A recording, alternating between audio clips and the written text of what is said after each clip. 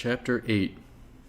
Persecutions, Sufferings and Fanaticism of the Victims, Ostracism, Establishment of the Jesuits in England, Condemnation of 5 Jesuits for attempting to murder the king, their death.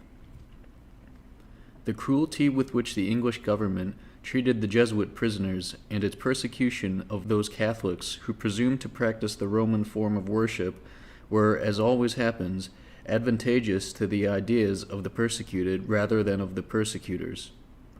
The English Catholics seemed to derive new courage from their oppressions to defy the threats of their antagonists. The government had recourse to the expedient of banishing from the realm all the young Catholics who made a noise in the universities with their doctrine. They sentenced Walsinger, who had written some verses on the death of Campion, to lose his ears, and they imprisoned in the Tower Lords Paget, Catesby, Southampton, and Arundel. Of course, commoners were faring ill when lords were. The Spanish Catholics, who at this very period were exterminating with greater cruelty and by more atrocious means all whom they looked upon as infected with Protestantism, made an immense outcry against the English government for persecuting the Catholics, and lauded the courage and constancy of the latter. Very just were their complaints and their execrations of the cruel intolerance with which the Protestants treated the Catholics for the mere fact of openly professing their religion. But how was it they did not understand what an example they themselves were setting? Father Yepes, Bishop of Tarancon, in his Circumstantial History of England, exalts to the skies the character of the English Catholics, whom he compares with the, quote, father of the faithful, unquote. On the 30th of March, 1582, the Jesuit Thomas Cotton and 3 others were taken from the rack to the scaffold. The Earl of Arundel and Henry Percy, Earl of Northumberland, died in confinement. At the commencement of 1584, there were more than 50 Catholic ministers in custody, of whom 6 died on the scaffold. In these persecutions, political were mixed up with religious motives, because the adherents of the 2 religions, excluding each other reciprocally, were desirous not only of being free to worship God in their own way, but of imposing their belief upon others as a state of doctrine, so that the vanquished religion and its partisans were placed beyond the pale of the law.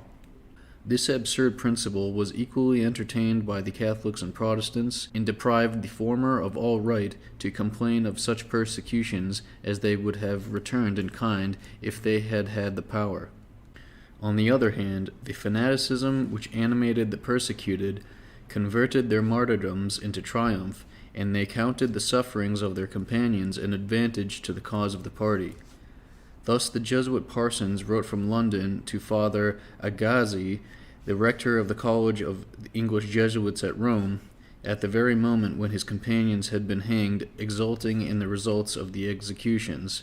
Quote, "It is impossible to conceive," unquote, he said, quote, "with having witnessed it, the good effect that has been produced. More than 4,000 persons have returned to the bosom of the Church," unquote. So also Dr. John Allen, whom Sixtus V soon after made a cardinal, opposing the idea of removing the Jesuits who remained concealed in England and sending out others, wrote, quote, "We have lost of late years 30 fathers who have been condemned to death, but this is no loss if rightly regarded, since we've gained more than 100,000 souls," unquote. And the Jesuit historian of the company says Dr. Allen was in the right. This we perfectly understand, since persecutions of sentiment and opinion produce, as a general rule, these very results: pertinacity in the oppressed party and a large accession of converts to them. The executions of the Jesuits were followed by the publication of a decree, by which those who had hitherto escaped from the police were allowed 40 days to quit the kingdom, and it was forbidden, under the penalties of confiscation and perpetual imprisonment, to send pecuniary supplies beyond the kingdom to the young men who had gone abroad to study. The Jesuits and other Catholic priests who might choose to take an oath of allegiance were authorized to remain in the country. 21 Jesuits and other ministers who had been arrested were condemned and removed to France, and other convoys succeeded within a few days later. One of these men wrote, quote, "The prisons were full of confessors, among whom they selected, according to their own fancy, those who were to be released. At the appointed hour they embarked us in front of the Tower of London. Many of us, and especially Father Heywood, complained, in the name of all, of our being thrust out of our country without being tried or sentenced, and protested that we would rather have died. On finding that no one listened to us, Father Heywood begged we might be shown the decree for our expulsion, but it availed us nothing. Only when we had been 2 days at sea, the government officers condescended to read us the order, which said, quote, "These persons, by their own confessions and that of others, are convicted of conspiracy against Her Majesty and the state, for which they have deserved death. But the Queen, desiring at this time to be lenient to them, is contented with banishing them from the kingdom." Unquote, unquote. What would have happened if Philip II, with his, quote, "invincible armada," unquote, laden with priests, Jesuits, and soldiers, had succeeded in overpowering the English? The course they pursued in Spain, where they burned people merely suspected of heresy, may give us an idea of what would have been done in England, where their co-religionists had been persecuted, if that country had been so unfortunate as to fall into their power. It is certain that the tempests which destroyed this formidable armament rendered a great service to humanity and spared Spain the commission of crimes perhaps more atrocious and more fatal to herself than those she had committed during the preceding half-century in Flanders, and which still make the name of Spaniard abhorred in that country. In spite of the hatred which they had inspired, the Jesuits returned to England, but the repugnance of their doctrines to the supremacy of the civil law caused a division, even among the Catholics, as to the propriety of supporting them. Charles II sympathized with them, and his brother and heir, the Duke of York, was persuaded by them to declare himself a Catholic. But a Protestant Parliament obliged the king to persecute them, exactly when they were the most confident of being able, by their machinations at court, to re-establish the supremacy of Romanism.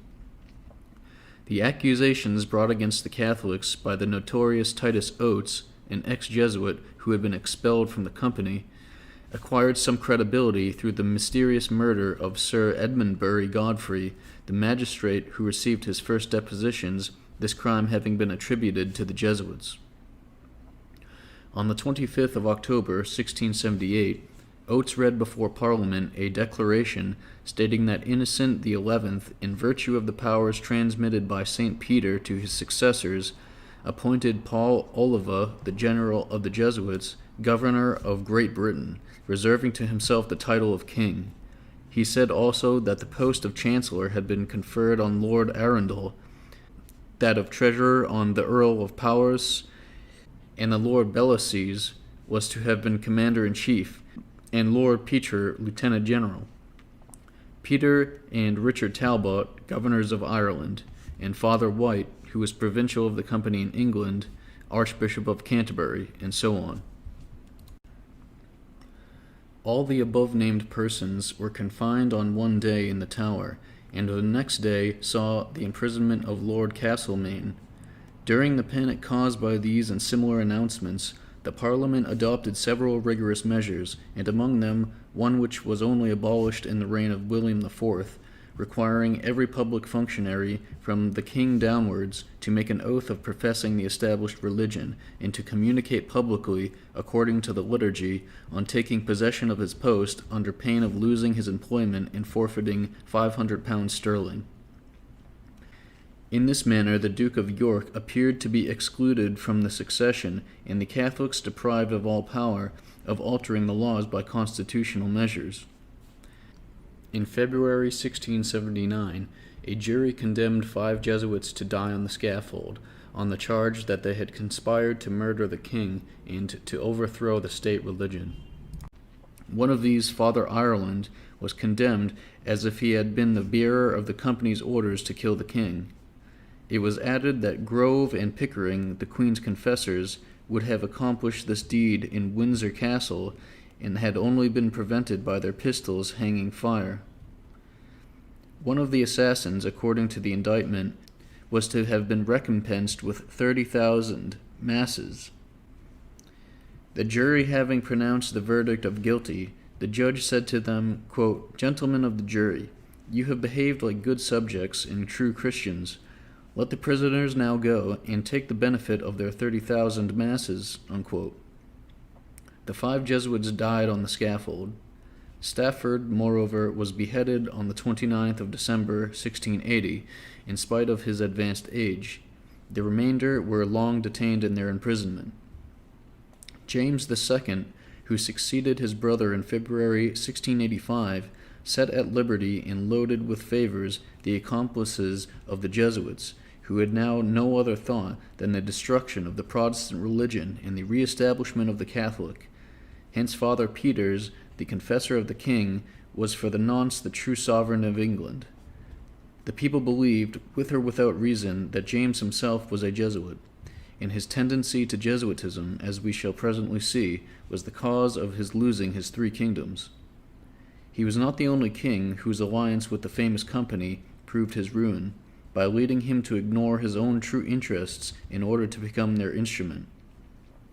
At a later period, the progress of philosophic principles and religious indifferentism reopened to the Jesuits the harbors of England, as they restored liberty to Catholic worshippers, so that now they are solely prohibited from possessing property as a corporation, and from wearing in public the habit of their order. We believe that this toleration may prove more perilous than it at first sight appears. Chapter 9. The Jesuits in Malta, their expulsion and return, establishment in Witebsk, hostilities between Protestants and Jesuits, Father Plachy with the Jesuits and monks at the siege of Prague, expulsion of the Jesuits from the Netherlands, their persecutions and re-establishment in Sicily. Towards the middle of the 17th century, the Jesuits were expelled from the Isle of Malta in consequence of their having, in a time of severe famine, kept 5,000 sacks of corn concealed in their magazines, and then demanded, as if they had nothing of their own, a portion of the succor which the government doled out to the most indignant inhabitants. 11 Jesuits were embarked for expulsion hereupon, and 4 remained concealed in the city of Valletta. But the company reckoned on the aid of France, which was then governed by Cardinal Richelieu, and whence the king wrote to their Grand Master on the 5th of May, 1639, saying, quote, "Monsieur mon cousin, very strange has appeared to me the conduct of certain Italians and Frenchmen, who are Knights of Malta, in regard to the Jesuit fathers. The affection which I profess for the Jesuits, and which is known to all the world, inasmuch as it is to one of them I have entrusted the guidance of my conscience, incites me to extend to them my full protection on all occasions, as I do now, recommending to you with all my heart the promotion of their interests. If you will send to me some of those knights who have wronged the Jesuits, I will make them feel my displeasure. Above all things, the Jesuits who have been banished, no less than those who have remained in the country, must be reinstated in their houses, and you must hereafter assiduously protect them." Unquote. The Jesuits were reinstalled in their college in Malta on the 12th of December. In Germany, the triumphs and persecutions of the Company of Jesus during the famous wars which devastated that country in the 17th century would furnish themes for many volumes. The Catholic armies were attended by Jesuit fathers, who exhorted them to struggle for the Catholic faith, and reap the fruits of every victory for their own establishments. The Protestants, on the other hand, used to carry gibbets with them to hang the fathers on, when victory afforded them the opportunity. Christian, King of Denmark, had adopted the motto, quote, "Friend of man and enemy of the Jesuits." Unquote. No sooner had the Catholics taken possession of any place than the Jesuits kindled piles on which to burn the books hostile to the supremacy of the Pope and the dogmas of the Roman Catholic Church, at the same time that they filled the Protestant churches with images, saints, and virgins. The universities took a part in the Jesuit question, and volleys of memoirs, apologies, excommunications, and anathemas rained from both camps with the bullets and sword cuts. The King of Poland made an attempt to introduce the Jesuits into Krakow, but was told by the university to beware of what he did, because they were false, expert in 1,000 artifices, and skillful in feigning simplicity. The king paid no regard to this opinion, and the partisans of the university took up arms. They were assailed by the royal troops in 1621, and a letter written by one of them to Louvain, and bearing the date of 29th of July, says that the Jesuits spilled innocent blood, with which the city was inundated. The fathers were not sated with carnage when the monsters whom they employed had their arms tied and were prompted by compassion to desist from their work. All the universities uttered cries of horror at receiving information, and the Jesuits began, on the other hand, to be threatened with ruin through the first victories of Gustavus Adolphus. Wherever he entered, they were expelled. Where his enemies conquered, they established their monasteries. As we see the Palatine Smolensk, who defeated Gustavus at Douaumont, consecrate the spoils of his victory to the foundation of a house of Jesuits in the city wrested from the enemy. In one place they raised huge monasteries. In another the victors ceded to them large territorial possessions, and together what they gained in one quarter indemnified them with interest for what they lost in another. Every victory of the Palatines was for them a new college. In 1630, we see him mastering a fortress on the frontier of Russia and offering to convert it into a college, but the Jesuits represented to him that they might have an establishment more advantageously in the center of the province than in a wild and inhospitable country, and he settled them accordingly in Witebsk. The historian of the Jesuits tells us, in speaking of the German wars, that the company were worth more than an army to secure the empire, and with a good faith that attests his fanaticism. He adds that the emperor always found in the Jesuits his most ardent and skillful helpers in making an end of the heretics and exterminating them from his states. Persecution, which he thinks such a good thing when his order are the agents, has a very different appearance when they become the victims of it. Not only the Emperor Ferdinand II, but all his great vassals engaged to establish the Jesuits in their dominions, and to subject their peoples to their instructions, and in their propagandist ardor they concluded by force of arms that which the eloquence of the fathers had left unachieved.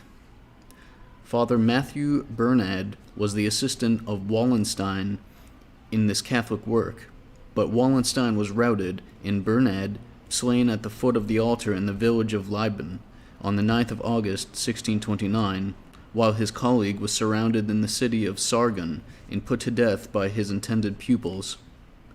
A like fate befell the colleges of Eger, Hadneck, New Prague, and others, which were destroyed within a few months from the beginning of 1630 by Weimar and his Protestants, many noted Jesuit fathers perishing in them.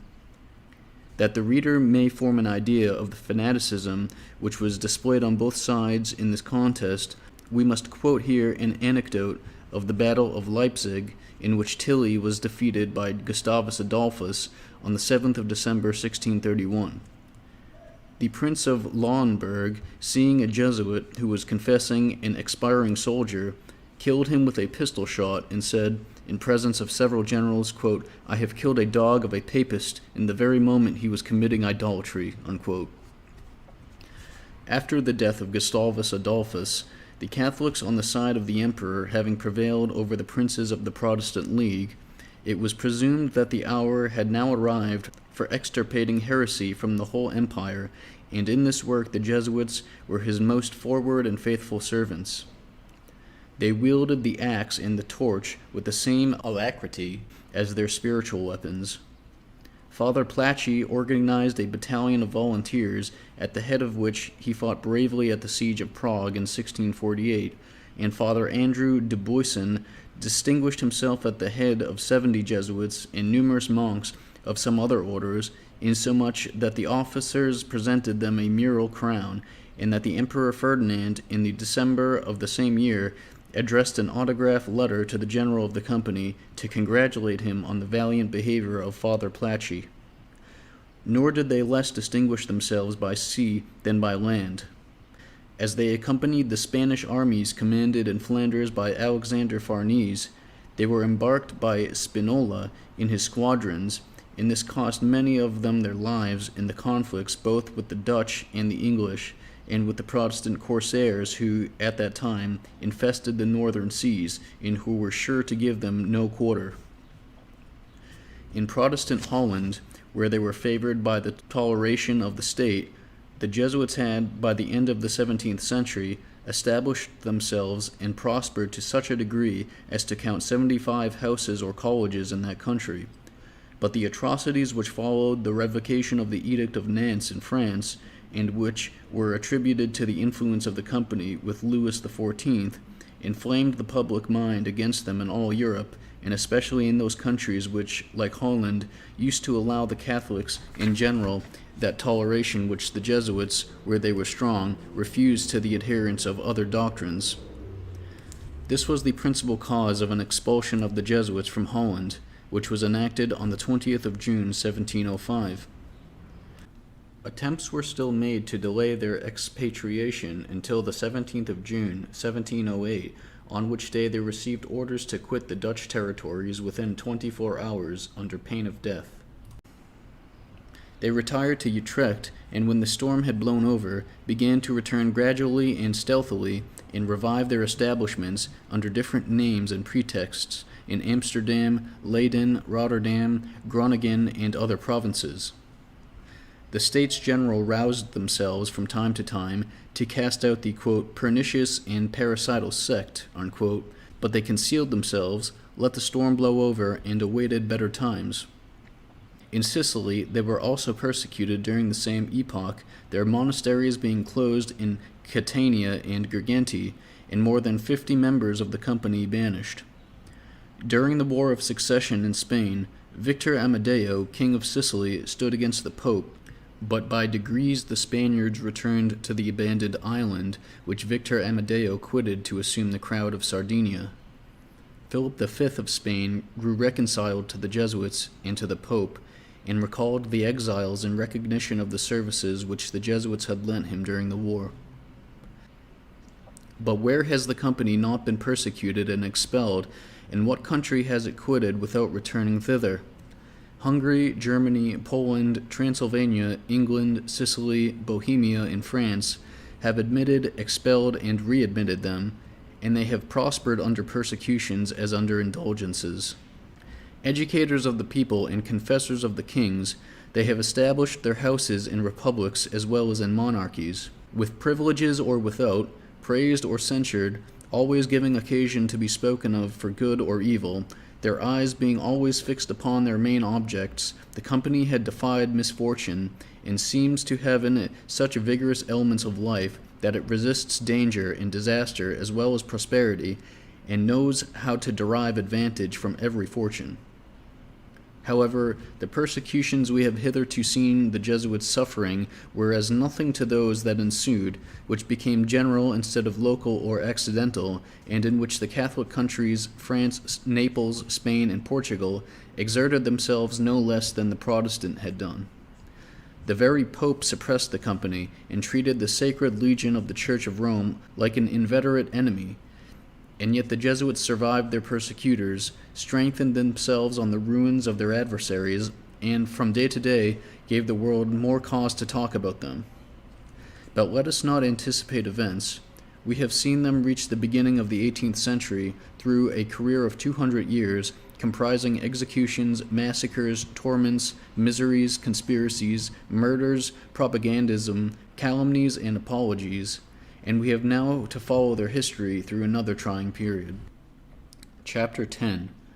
Influence of the Jesuits in the court of Portugal, their complicity in regicidal attempts, their persecution and expulsion, their embarkation for CIVITA VECCHIA, letter of a Jesuit to the Provincial of the Order on the Rhine. To assume the direction of consciences has always been one of the most efficacious means of governing the world, and it is for this reason we have seen the Jesuits affecting the position of confessors to the Catholic sovereigns. The director of a king is at times greater than the king himself, and we see in many cases Jesuits who are royal confessors not content with directing the consciences of their august penitents, but personally undertaking the government of their dominions, as did Father Lethier under Louis XIV of France, Father Nithard, the confessor of Charles II of Spain, and others.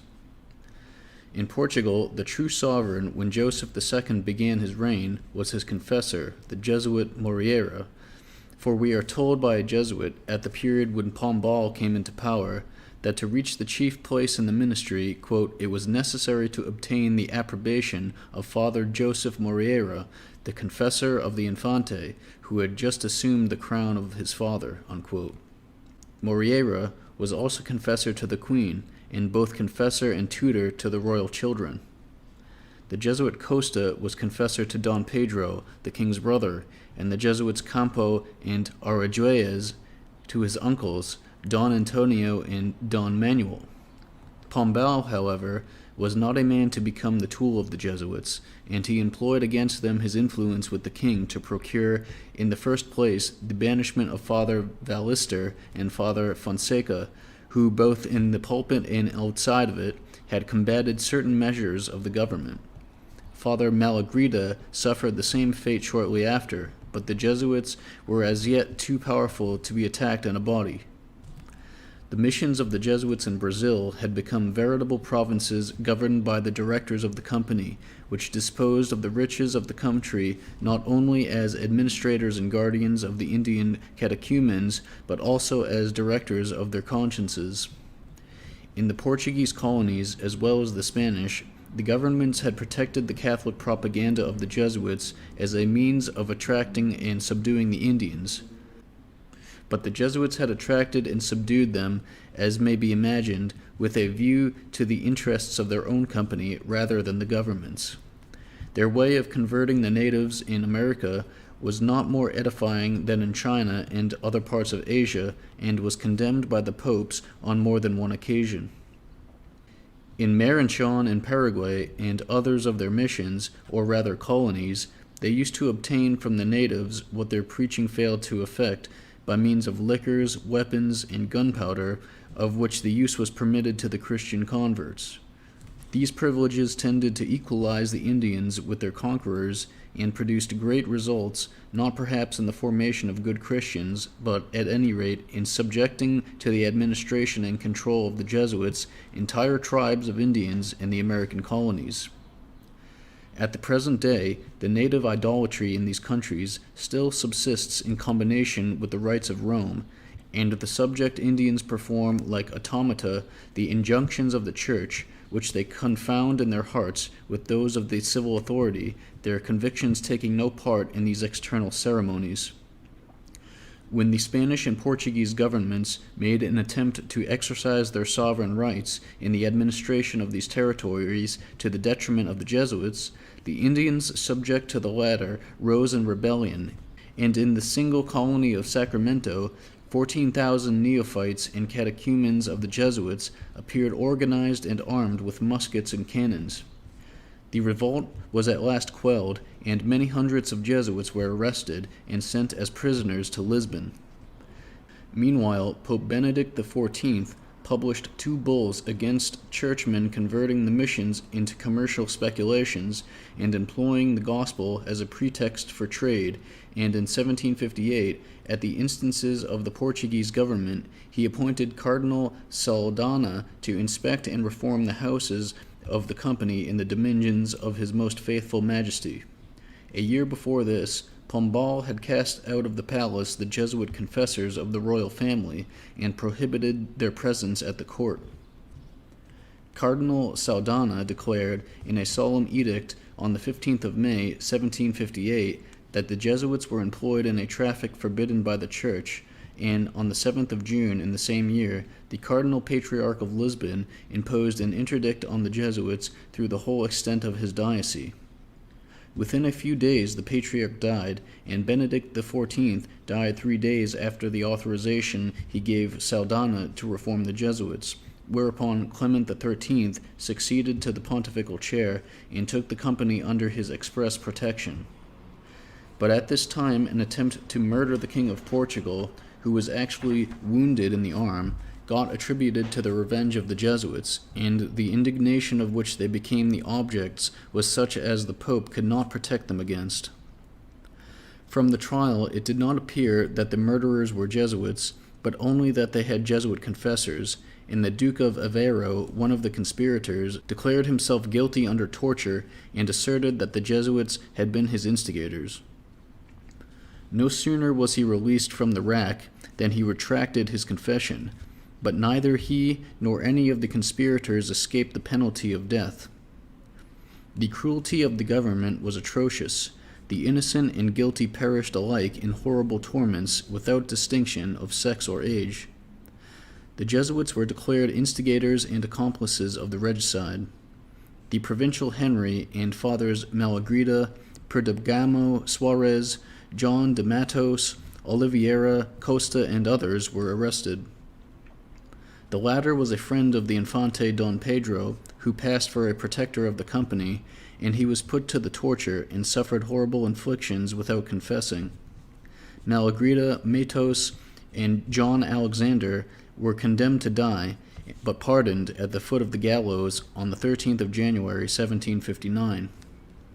The majority of the Portuguese bishops raised their voices against the Jesuits as soon as they beheld them fallen, but 200 Catholic prelates of other nations petitioned Pope Clement XIII to avenge the Company of Jesus, which had been so outraged in Portugal.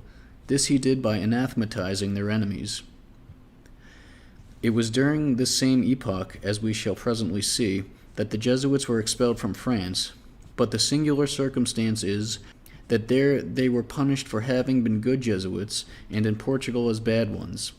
The Portuguese government accused them of all imaginable crimes, and condemned them on the presumption that they had departed from the primitive purity of the rule of St. Ignatius. On this point Voltaire says in his Age of Louis XIV, quote, "The strangest thing about the general disaster was that they were proscribed in Portugal for having degenerated from their institutions, and in France for having carried them out literally." Unquote. In Portugal, all the houses and property of the company were sequestered, and more than 1,500 Jesuits from the country were confined in the prisons of Lisbon. Nor was it long before the government received, through its ambassador, a brief from Rome, by which the Pope authorized them to punish the offenders with death and confiscation.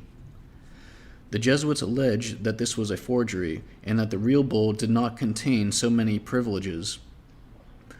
The government accused the Pope of duplicity, and avenged itself by condemning to be quartered alive the Jesuits Malagrida, Matos, and others, the day fixed for their execution being the 31st of July, which was the feast of St. Ignatius de Loyola. They then shipped off the multitudes of Jesuits who had been collected in the prisons of Lisbon, dispatched them towards the Pope, their sovereign, and commanded them never again to enter Portugal. The first vessel, which was laden with 150 members of the company, arrived in CIVITA VECCHIA on the 24th of October, 1759. Other vessels arrived shortly afterwards, which were laden with professed brethren, and the novices were released from their vows by Cardinal Saldana. Some of them continued faithful to the company, and were confined in various places. Some quitted the country forever. In the Portuguese dependencies in Asia, the Jesuits were likewise arrested and shipped off to foreign countries, their possessions being confiscated. 280 Jesuits, nearly all foreigners, were confined in the prisons of the Portuguese government. 98 of them died therein, and the remainder were but gradually released after many years of confinement at the intercession of their respective governments. A great sensation was produced in Europe by the cruelty with which the Jesuits were treated in Portugal, and their inability to resist it, which made it much easier for the governments of other countries to take measures for the expulsion of the Jesuits. The Portuguese government, even after it had got rid of them, continued to regard the company as a most formidable power.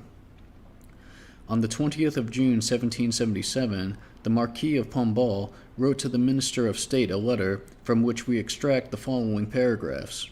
Quote, "Many notorious facts have proved to His Majesty that the Jesuits have an understanding with the English, whom they have promised to introduce into the territories possessed by Spain, in Portugal, in Africa, Asia, and America, and to contribute to the execution of this project with all their means, and by their usual maneuvers of disseminating fanaticism, deceiving the people under hypocritical pretenses, and raising them in rebellion against their sovereign on supposed religious grounds." Unquote. Is it surprising that the Jesuits should have been ill-treated when they were so much feared? The sufferings of the 280 prisoners of whom we have just spoken can only be compared with those of heretics in the dungeons of the Inquisition. One father wrote in the following terms from the Tower of St. Julian to the provincial of the Jesuits in the Rhine provinces, quote, "Reverend Father, it will soon be 8 years since I was arrested, and this is the first opportunity I have found of addressing a letter to you. I have been in prison since 1759. The soldiers conducted me under drawn swords to a fortress and threw me into a frightful dungeon, so full of rats that I was never able to prevent their sharing my food and my bed. In the same castle there were 20 of us Jesuit prisoners. During the first 4 months they did not much ill-treat us. After that they began to give us no more food than was necessary to keep us from starving.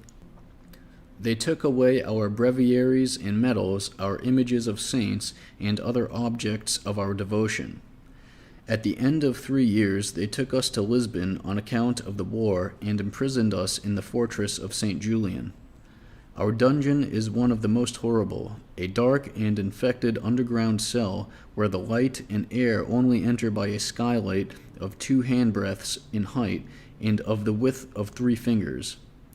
They give us each day half a pound of bread, a very scanty dinner, and water which is frequently impure. The sick receive the 5th part of a fowl. They do not allow us to receive the Eucharist unless we are at the point of death. The prison is full of maggots and other insects and creeping things, whose names I know not. The water penetrates through the chinks of the walls, and our keeper said the other day, quote, 'How strange that everything rots here except the Jesuits,' unquote. We have hardly wherewith to cover our nakedness. A little straw serves us as a bed, and gets rotten before we can obtain another. But they offer us our liberty and other advantages on condition of our renouncing our vows. Our number in the castle has included 1 Italian, 13 Germans, 3 Chinese, 54 Portuguese, 3 Frenchmen, and 2 Spaniards. Of these 3 have died, and 2 have been released." Unquote.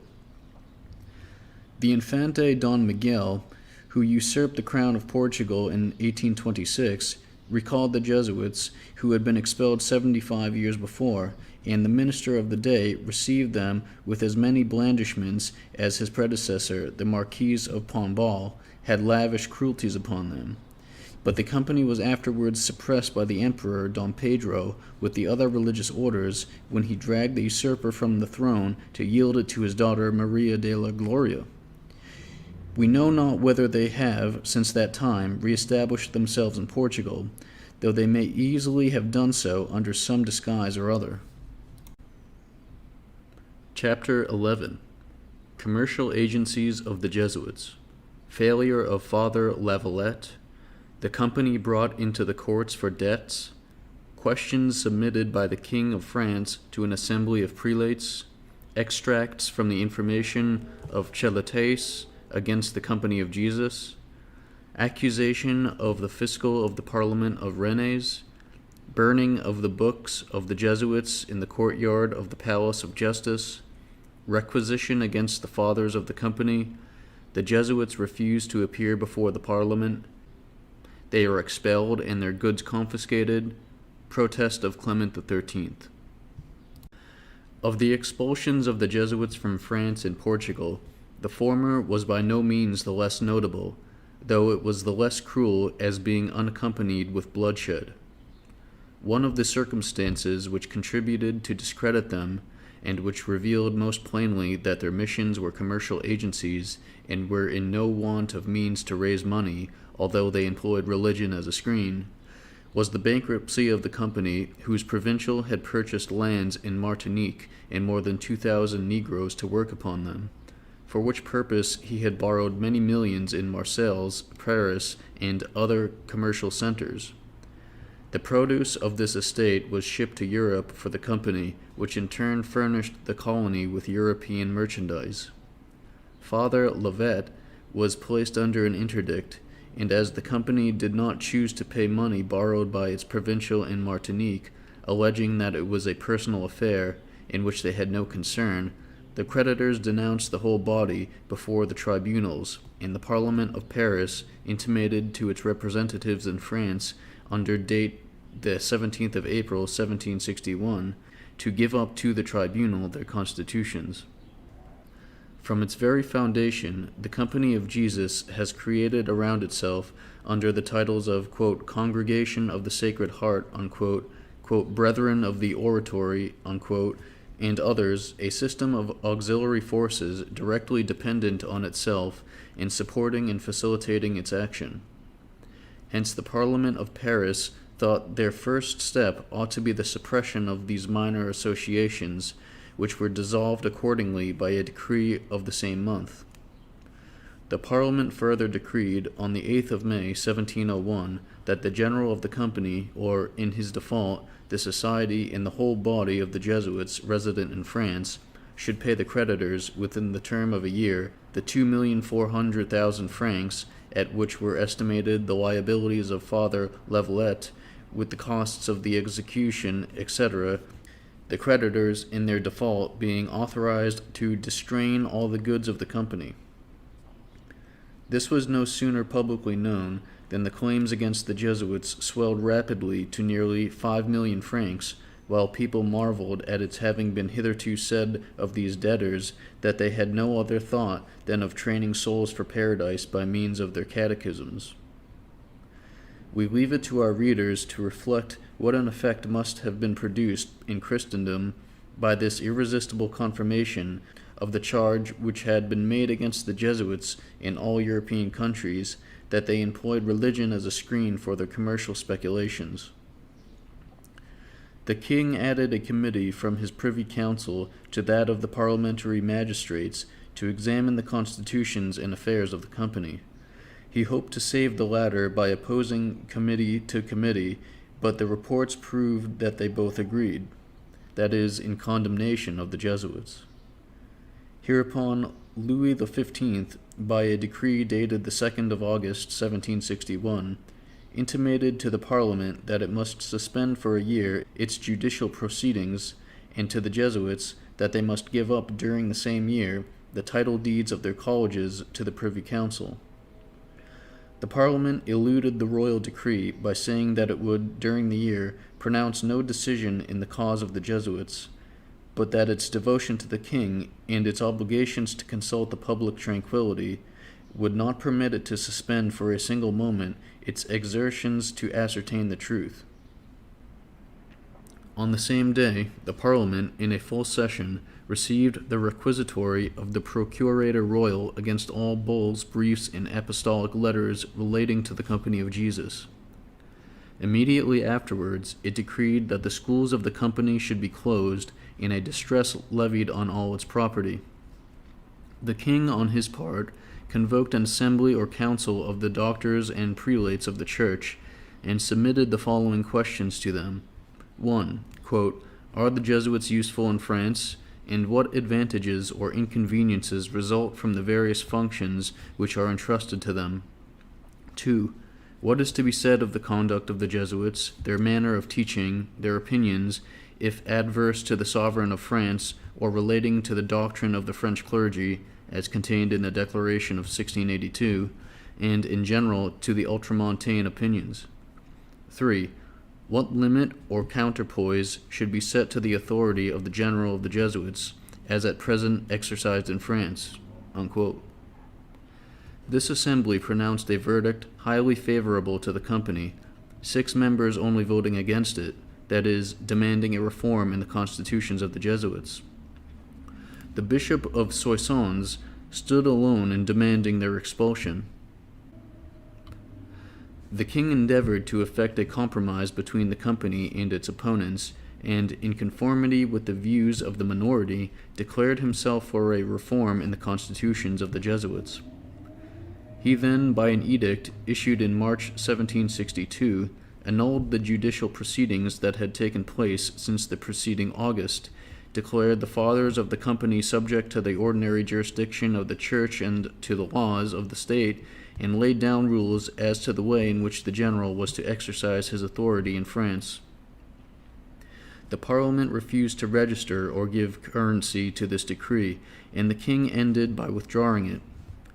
On the 1st of April following, the 84 colleges which the company numbered in France were closed by order of the Parliament of Paris. But the provincial parliaments also desired to take a part in the proceedings against the Jesuits, and many of their fiscal indictments have been preserved and published as notable examples of eloquence and as full of very curious data relating to the company and its institutions. From a general examination of them, we find many facts proved and many judgments justified that have been passed on its policy and career. The report of Chalates, the Procurator General of the Parliament of Rennes, is a document which has been frequently republished and which the Jesuits themselves have lauded, for which reason we proceed to extract from it several of the paragraphs most important in regard to our present narrative of their persecutions. Quote, "No religious order or community whatever ought to introduce into a society which receives it anything contrary to the laws of that society. This would be to belie the first principles of Christianity, which has always gloried in not disturbing social order. Nor is this sufficient, since every institution, and above all every religious institution, should have for its object the good of the human race. For which reasons we ought to compare the constitutions, statutes, and rules of all religious orders, communities, and congregations whatsoever, firstly with the principles of natural law, the model and example of all laws, and afterwards with positive laws, divine and human, and above all the laws of the nation concerned. All that is contrary to these laws ought to be prohibited. So numerous are our religious orders in the persons of both sexes who throng our monasteries and convents that, by dint of acts of devotion and of pious works, the state is getting gradually ruined everywhere. It is alleged that this multiplication of religious orders produces emulation, but I appeal to experience. What it has produced is wars, theologic animosities, cabals, factions, and parties. The competition of individuals may produce emulation, that of religious orders only produces furious and eternal hatred. Let us now come to the Jesuits. All monks ought to be judged by the same principles as other men, and sometimes with more severity. It is asked whether the company of Jesus employ their thoughts and efforts in the manner most useful to the Church and state. But it seems to me that there is no company or corporation that can bear the rigor of this kind of examination, and it would not be equitable to judge the company from this point of view. It would be equally unjust to judge here the intentions of its members, because motives and intentions do not fall under the jurisdiction of human justice. That which ought to be done is to examine legally the company and its constitutions, to ascertain whether they may make for the profit of society or for the public interest.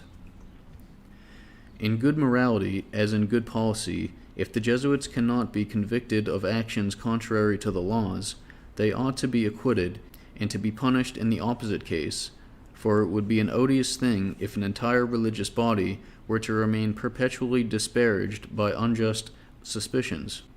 The interests of the state and the Jesuits alike require that the accusations brought against them should be scrutinized, and that justice should pronounce openly before the world upon them. The Jesuits must not make answer indirectly or evasively, nor wring from the clemency of the prince orders that may impede or suspend the verdict. They must plead publicly and legally. The general must join the rest of the company in soliciting justice. Let them display publicly their doctrine, which, if it be Christian, ought to be preached on the housetops. Let them present their constitutions and rules, for this is what they owe to the state, the church, and to themselves. Thus it is that the oppressed innocence behaves.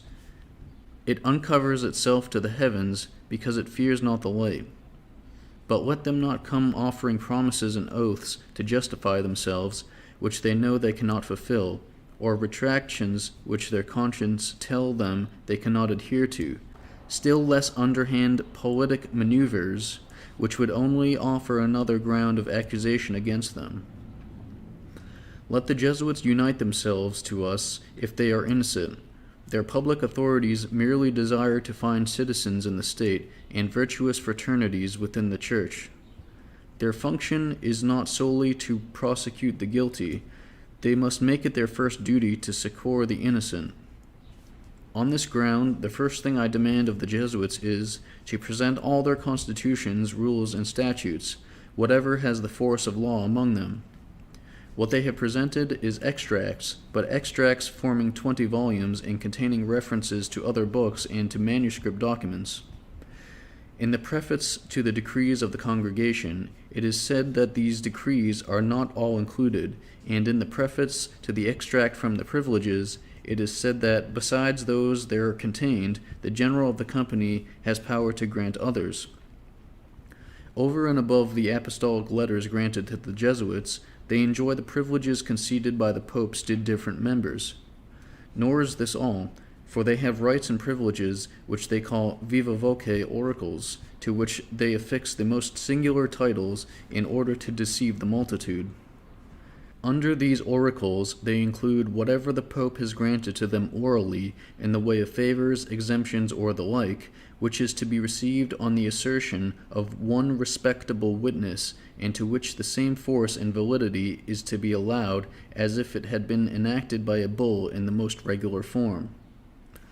I must add that the compendium of the privileges, or rather of the headings of the privileges, fills 72 folio pages, written in double columns, for which reason M. Servin says that the order is founded on privileges much more than on rules.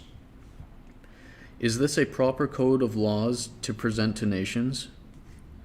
It increases every day, so that it could not be pursued without years of labor.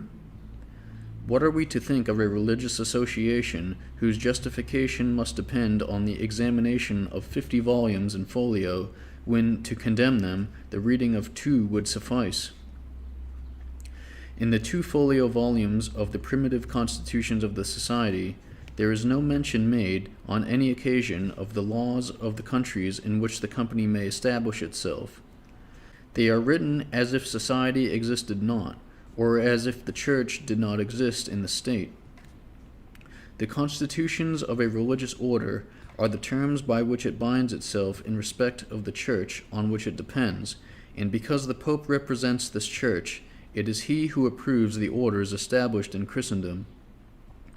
But the Pope is not absolute master of the church, nor has the church any power in temporalities. The state is not within the church, but the church within the state.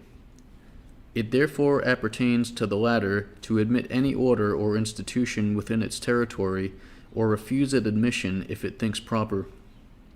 This admission, of course, presupposes an examination of the conditions under which the order is related to the state, and under which the state receives and promises it protection.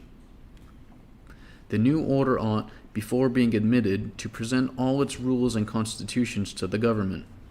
In one word, the state ought to know the form and constitution of the government of the religious orders.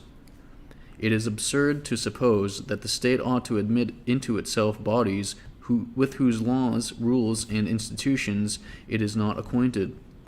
Furthermore, it is contrary to the law of nations and to public order that the constitutions of any corporation should not be presented for the examination and approbation of the civil authority, and it is against reason and common sense that the same should not be public and notorious. Now, in the present case, I do not see that the Jesuitical constitutions have been presented to any tribunal, civil or ecclesiastical, or to any sovereign, or even to the chancery at Prague, where they were printed, though that formality is required in the empire as well as in France.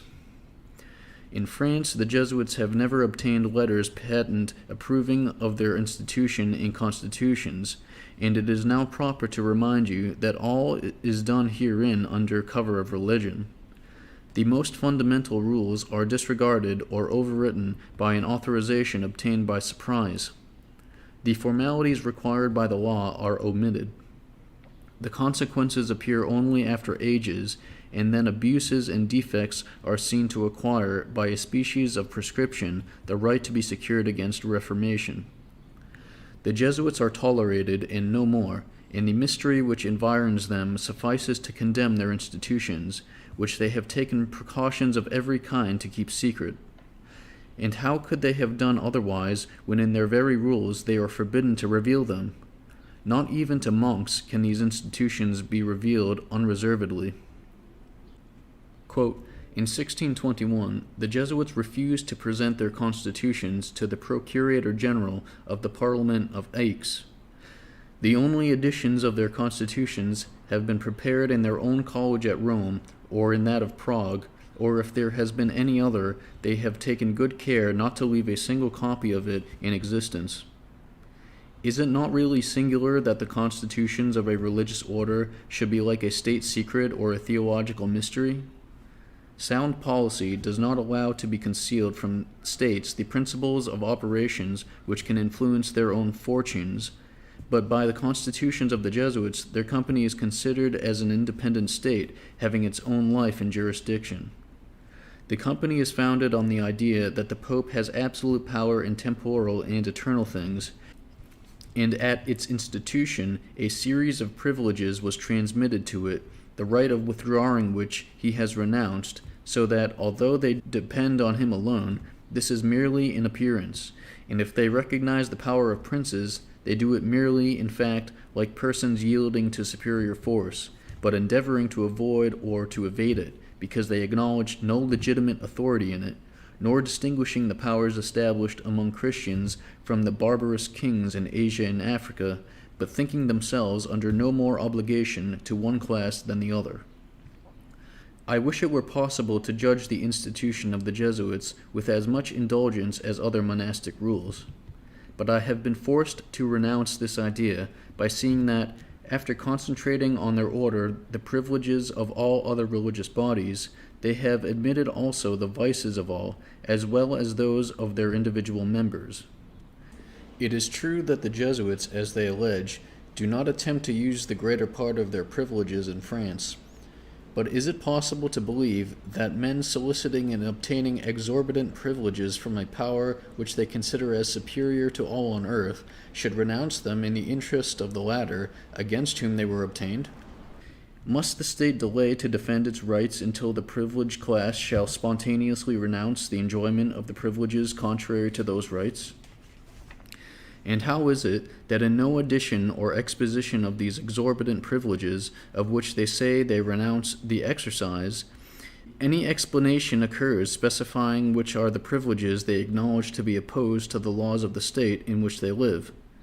There is not a single chapter in their constitutions speaking of the respect due to the civil laws. Of course they abstain for their own convenience, and when they meet their insuperable obstacles, from the exercise of their privileges. But they have never renounced, nor can they renounce, without committing suicide as an independent corporation, the principle upon which they depend, which is the direct and indirect authority of the Pope in all matters temporal and spiritual. And what are we to say of the protests and renunciations of men depending directly on their general, who lives outside of the kingdom, and to whom they promise a blind obedience, while he is authorized to pay no attention to the engagements incurred by his subordinates? The Jesuit, by his vows, renounces not only his external freedom, but that of his mind, and is thus converted into a machine, the responsibility for whose acts falls upon his chief. The civil laws cannot recognize citizens in these men. The result of this intellectual immobility is that though 2 centuries and a half have elapsed since the foundation of the company, their system of education has remained stationary when everything has changed round it. Hence, a congregation which has numbered more than 50,000 professors of philosophy never yet contained one philosopher of any distinction, and how few mathematicians has it contained in 2,000 professors of mathematics. The constitutions of the company have 2 faces, because they tend to a double object, on one side to the glory of God in the salvation of souls, and the other to the glory and prosperity of the company. Its admirers see only the former tendency, its enemies only the latter. But the first wrong principle that the company involves is the confusion of the spiritual with the temporal, of divine authority with human, by which they convert into civil laws those religious precepts that ought solely to be addressed to the conscience, and into divine laws those of man, which they thus render immutable, excluding from them the dominion of opinion. A system like this might perhaps have been looked down upon as absurd if it had issued from the cloister and interested only those who had agreed to live by it, but it cannot be despised when it appears in the midst of society and enters into the domain of public life, because there it is entirely opposed to the laws. The system of the rule of the company is necessarily ultramontane. The ultramontane doctrine is its base and its principle, and inherent in the very composition of the society. Quote, "Let us place between the admirers and enemies of the company an impartial judge, the public. Individuals may conceal their true character during their lifetime, but it is impossible that, during 2 centuries and a half, the public should not have formed a correct estimate of a body so diffused throughout the world as the Company of Jesus is. Well, I ask now the Jesuits themselves what they find to be the judgment of the public, which has no ill will against them, but in general regards them as estimable. Does it not condemn their institution? Let me be permitted to conclude my representation with a vulgar saying. When a person wishes to give an advantageous idea of a Jesuit, does he not say, quote, "He is as good as if he were not a Jesuit," unquote? This estimate is already ancient and general. Why, then, is the public so just in treating of individuals, if it is unjust in giving an account of the company? How will they reply to the judgments formed at all times against their institution by great men in the state and in the church, as by the wise Melchior Cano, Bishop of the Canaries, by Eustace Belay, Bishop of Paris, by an Archbishop of Toledo, and another of Dublin, by the judicious Monsieur de Thou, by Monsieur de Cagny, the King's ambassador in Venice, by the first President Harrey, by all the magistrates of the Parliament of Paris, by many wise and pious prelates, by the University of Paris, by the clergy of Rome, by Cardinal Ossat, and so many others. If the judgments that so many respectable corporations and individuals have pronounced against the Jesuits since the company began to exist were not well grounded, we must needs suppose that it was foreseen what was to be said in after times, because I repeat that the accusations directed against the Jesuits are the same as have been reproduced continually. Quote, "Furthermore, the public is always just, for if it forms an erroneous judgment through being ill-informed, yet in time the truth is discovered, and the judgment is amended. How could it be an incorrect opinion which has been formed of the company after more than 2 centuries of experience? The public decides according to facts, which is a reasonable mode of judging men. The public observes, in a religious society, an evil doctrine taught by its principal members, and it accuses the whole corporation, which might and ought to repress and chastise those members, but does not. The public sees in all nations the members of a religious society taking an active part in political questions and quarreling with individuals and corporations, and it concludes that the society is a source of disturbances and quarrels, and not likely to be in the right always and against all.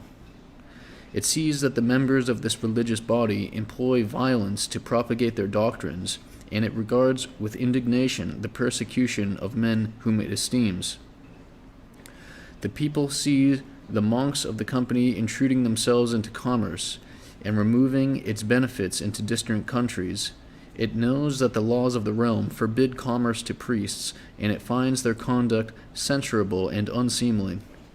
At all events, it must be considered as an inconceivable effort of policy to have succeeded in reconciling so many incompatible things, to carry on trade in all parts of the world, and to make it believed that they carry on none, to obtain the confidence of kings, and at the same time maintain that there are cases in which they may be murdered, to appease every tempest that occurs by repeating a set of promises which they never fulfill, to be hated as a corporation and esteemed as individuals, to secure the protection of the Pope by a vow of obedience, while yet they disobey him continually, and are not more submissive to any other man, to win the confidence of bishops, though asserting, when it is convenient, that they owe them no subjugation, to acquire great riches while declaring that they have none, and making vows of poverty.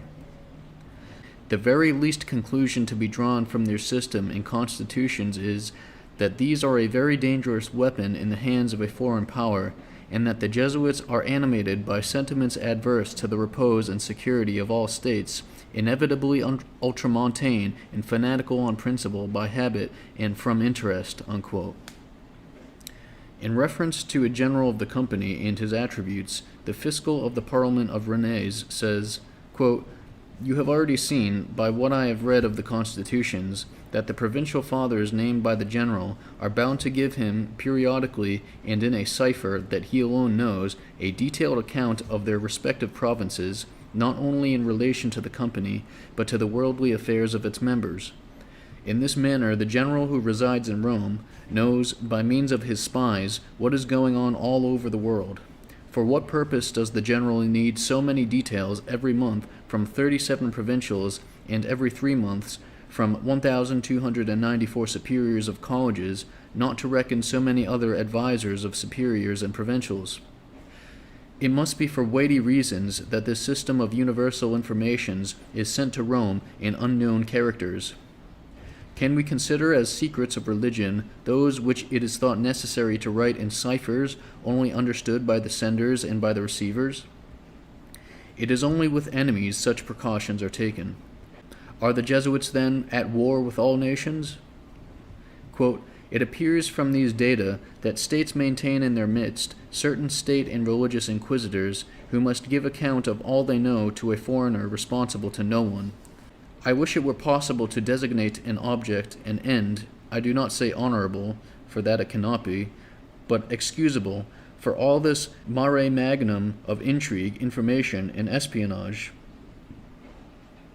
Given the company of Jesus, with its principles, statutes, tendencies, and influence, what would happen if the Pope should, as has been seen in former times, quarrel with a king, and proceed to release his subjects from their oath of allegiance?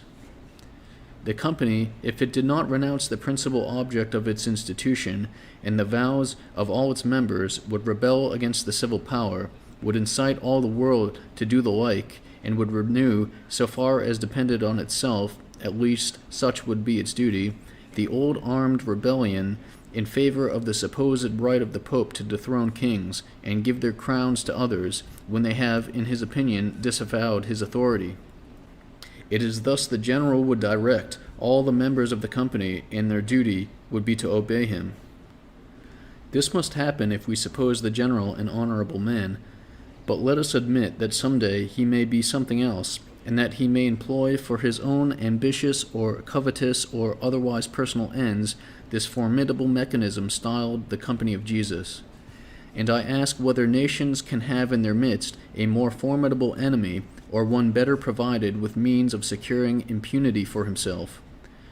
A man who is only responsible to the Pope, and this nominally, who commands an army of 20,000 men, subjected to him by a religious vow, bound to obey him blindly, and taught to regard their general as representing Jesus Christ himself, while he is minutely instructed in their individual characters and capacities, a despot whose slightest hint is a law, whose letters are to be obeyed as if they emanated from God himself, who holds in his hands the treasures and the traffic of the society, and who is thoroughly well acquainted with the state of all nations, what is there that he and his cannot undertake? Quote, "It may be said, it is not probable that any harm will be done by the man elected by the General Assembly of a religious body, but here we must not discuss whether he may mean to do harm, but whether he will have the power, and of this there can be no doubt. It is therefore incompatible with the policy of a state to allow in its midst the extension of such a corporation, whose multifarious power is concentrated in the hands of a single man, above all, if it be considered that he lives outside the kingdom and beyond the reach of justice. I think I have demonstrated that the rule and constitutions of the company are, when fully analyzed, a methodized enthusiasm and fanaticism derived from two principles alike false and ultramontane, namely, the sovereign power and infallibility of the Pope in both spiritual and temporal matters, and the delegation of both powers which the popes have granted to the generals of the company. The procurator of the king concluded by demanding, not the expulsion of the Jesuits, but the dissolution of the company in France, in case it should not agree to the reform of its constitutions. The French Jesuits refused to consent to this reform, and how could they have done otherwise compatibly with their vows or duties as Jesuits? The procurator proceeded to address the king, and prayed that he would not abandon the direction of public instruction. It is only science and edifying studies that can remove the veil of ignorance and superstition, that true source of fanaticism. It is light alone that removes darkness. Protect, sire, literature and science, which are the glory and emolument of kings and peoples. Would you leave to be tutors and instructors of your nation men holding distinct principles from those held by you in your nation, and from their antecedents incapable of swearing fidelity to you? How can they indoctrinate our youth with the obedience that is due to you, while thinking, as they do, that you yourself owe obedience in temporal concerns to another sovereign, and considering the fundamental maxims of our national right as school opinions that may be maintained in France, but which in Italy ought to be confuted?" Unquote. The tribunal adopted the proposition of the king's procurator, and condemned the constitutions of the company, and also the Jesuitical books maintaining the doctrine of regicide, which were then burned, in the courtyard of the Palace of Justice on the 29th of December, 1771. The sentence was transmitted with all the legal formalities to the provincials and directors of the Jesuits in each of their establishments, but they neither presented themselves to receive nor yet to appeal against it. Delays were granted them, but without effect. In his new requisition for the definitive judgment of the company, the royal procurator explained his charges and considerations in much more detail than he had previously done. Among other things, he presented, in reference to the company, many hundreds of extracts from no less than 400 works published by the Jesuits with the approbation of their general, in which were found such doctrines as, if the authors had lived and published them in France, would have procured for them severe corporal punishments. These works have been reprinted, and according to a moderate calculation, the copies in circulation have reached no less a figure than 1,800,000 volumes. Quote, "One answer alone could be made to such an imputation if the works cited did not really affirm what has been imputed to them. But these extracts, gentlemen, have been made by order of the Parliament of Paris, and have been proved and verified by the entire Parliament. The company has been allowed all resources for its defense, all the delays the law permit, and has not deigned to come forward to defend itself. But to come forward was not merely their right, it was their duty, and therefore their condemnation must be ratified in default, and they must be declared convicted rebels. In denouncing, gentlemen, a monstrous body of morality, I conclude with two facts connected with the subject that has occupied our attention. One question is whether the Jesuits recognize the absolute independence of the king in temporal concerns. The other, whether they have renounced the doctrine of regicide. To deny the independence of the king is to commit a crime against the state. This is a purely civil question. There is nothing theological in it, nor of a mixed nature. The question whether the chief of an ecclesiastical corporation has power over states and governments reduces itself to this, quote, has every state the right to govern itself by itself? Is it not an universal maxim of the right of nations and of human societies that in them resides the right to power, unquote? This proposition was true before the establishment of the church and priesthood, and has never since ceased to be so. Of course, it does not involve being an heretic to attack the independence of the royal power, but he who infringes this maxim under a religious pretense is a seditious criminal and ought to be chastised as a disturber of the public peace. In conclusion, when an association may easily do ill, and yet, morally speaking, cannot be convicted of doing it, when it discloses the secrets of royal families, while its own are inaccessible, when it imposes its will upon all kingdoms, and itself obeys no king on earth, when it can, in the twinkling of an eye, arm against governments, hands of which they entertained no suspicions, when it educates and maintains spies in a state, and corrupts the citizens by delations and fanaticism, when it does violence to people's minds and afflicts their consciences, and when it converts Frenchmen into enemies of our laws and liberties, how can such a system be tolerated?